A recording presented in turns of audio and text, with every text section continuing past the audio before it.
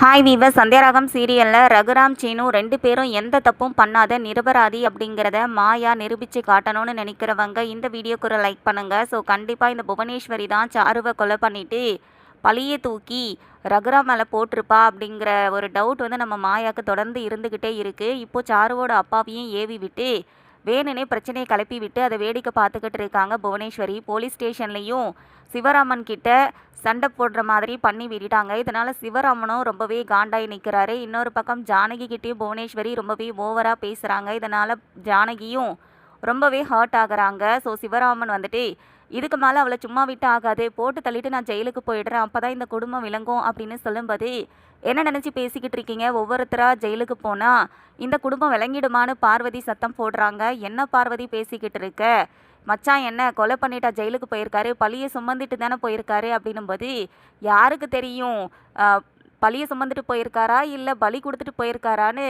இப்போவே தெரிஞ்சிருமா என்ன அப்படின்னு சொல்லும்போது என்ன பார்வதி பேசிக்கிட்டு இருக்க அப்படிங்கிற மாதிரி மணி வந்து சத்தம் போடுறாரு.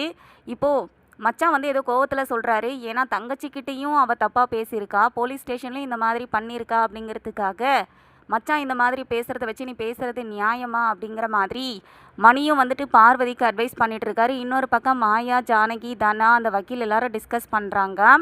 சாருவோட அப்பா இல்லாமல் இருந்தாலும் இந்த புவனேஸ்வரி கொலையை பண்ணியிருக்கிறதுக்கு வாய்ப்பு அதிகமாக இருக்குது. ஏன்னா பெரியப்பா மேலே அவளுக்கு ரொம்ப கோபம் இருக்குது. பஞ்சாயத்தில் ஒரு தடவை காலில் விழ வச்சாரு. ஸோ அதெல்லாம் வந்து அவளுக்கு இருந்துக்கிட்டே இருக்கும், பழி வாங்கணும்னு துடிச்சிக்கிட்டு இருக்கா, அதனால தான் இது எல்லாத்தையும் பண்ணியிருக்கா அப்படின்னு சொல்கிறாங்க. ஆமாம், நீங்கள் சொல்கிறதும் வந்து ஒரு விதத்தில் நியாயமாக தான் இருக்குது, லாஜிக்கலாக ஓகே ஆகிற மாதிரி தான் இருக்குது.